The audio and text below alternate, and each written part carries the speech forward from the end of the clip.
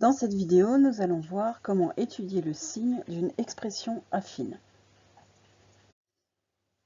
Ce que l'on appelle une expression affine, c'est une expression qui s'écrit sous la forme a fois x plus b, où a et b sont deux réels fixés, avec a différent de 0. C'est-à-dire qu'on a l'expression d'une fonction affine. Il n'y a pas de carré, il n'y a pas de division par x. On peut avoir b qui est égal à 0, mais a est différent de 0. Première chose, comme on va étudier le signe de cette expression, on va essayer de déterminer pour quelle valeur de x est-ce que cette expression s'annule, puisque 0 est la frontière entre le positif et le négatif.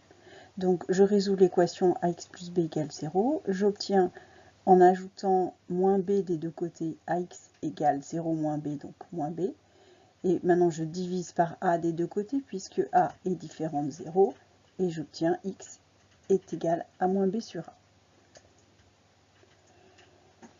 Donc, au final, on obtient qu'une expression qui s'écrit ax plus b s'annule quand x est égal à moins b sur a.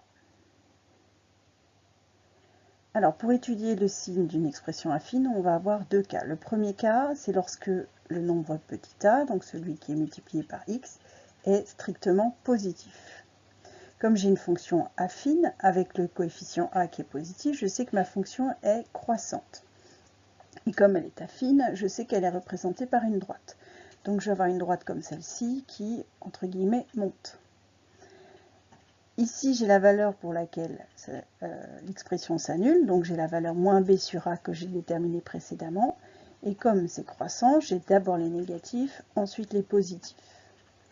Donc je vais en déduire le tableau de signes de la fonction, de mon expression, ou de la fonction qui a x associe à x plus b. Pour x entre moins l'infini et plus l'infini, je vais mettre ici la valeur pour laquelle le signe change, donc c'est moins b sur a. En moins b sur a, ça vaut 0, donc je mets un 0. Avant moins b sur a, c'est négatif, donc je mets un moins. Après, c'est positif, donc je mets un plus. Donc ceci est un tableau de signes, c'est-à-dire un tableau dans lequel on met les valeurs de x sur une ligne, et sur l'autre ligne, on met des plus, des moins, et éventuellement des zéros.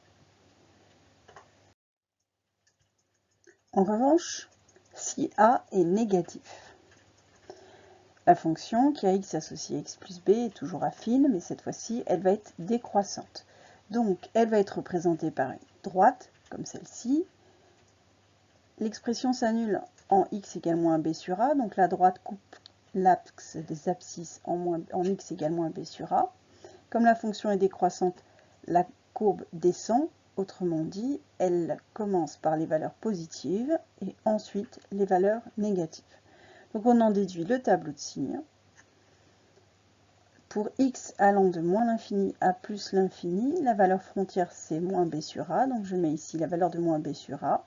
En dessous du moins b sur a, je mets le 0, puisque ça s'annule en moins b sur a.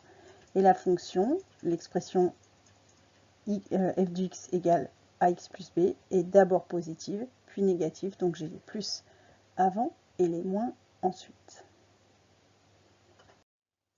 Exemple, on veut déterminer le signe de la fonction f définie sur R par f de x égale moins 3x plus 4.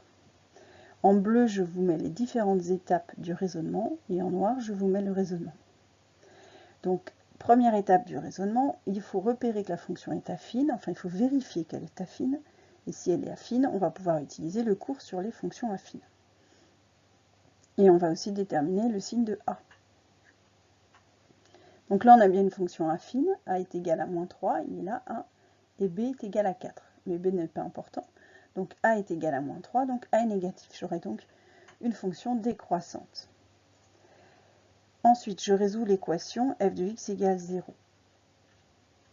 Donc f de x égale 0, ça veut dire moins 3x plus 4 égale 0. Je soustrais 4 des deux côtés, ça fait moins 3x égale 0 moins 4, ça fait moins 4. Je divise par moins 3 des deux côtés, ça fait x égale moins 4 sur moins 3, ce qui me donne 4 tiers. Maintenant, je sais que la fonction est décroissante, je sais qu'elle s'annule en x égale 4 tiers, donc je n'ai plus qu'à dresser le tableau de signes à l'aide des éléments précédents. Donc la fonction est définie sur R, donc x va de moins l'infini à plus l'infini. Ça s'annule en x égale 4 tiers, donc ici j'écris 4 tiers. Et là je mets 0, signe de l'expression. Et ensuite, comme la fonction est décroissante, je sais que j'ai d'abord les plus, ensuite les moins, puisque en effet, je vais avoir une droite qui va être comme ceci, décroissante. Ici, j'ai la valeur où ça s'annule, ça fait 4 tiers. J'ai d'abord les plus, ensuite les moins, d'où le tableau de signes. Deuxième exemple, on nous demande de déterminer le signe de la fonction g définie sur R elle aussi par g de x égale 4x moins 5. Première étape, je repère que la fonction est affine et j'étudie le signe de A. Donc en effet, c'est une fonction affine avec A qui est égal à 4, puisque A c'est le nombre qui est multiplié par x, et B qui est égal à moins 5. A est égal à 4, donc A est positif, donc je vais avoir une fonction croissante, c'est-à-dire que j'aurai d'abord les moins, ensuite les plus. Ensuite, j'étudie l'équation f de x égale 0, donc je résous. 4x moins 5 égale 0. Je rajoute 5 des deux côtés, ça fait 4x égale 5, c'est-à-dire, et je divise ensuite x par 4, enfin 4x par 4, ça me fait x égale 5 quarts. Ensuite, je n'ai plus qu'à dresser le tableau de signes à l'aide des éléments précédents. La fonction est définie sur R, donc je suis entre moins l'infini et plus l'infini. L'équation f de x égale 0 a pour solution x égale 4 cinquièmes, donc ici, 5 quarts, pardon, donc ici je mets x égale 5 quarts. La fonction A est positive, donc la fonction est croissante. Ça veut dire que j'ai une droite qui est comme ceci, et que j'ai donc d'abord les moins, ensuite les plus. Donc je mets moins à gauche, plus à droite, et j'ai mon tableau de signes.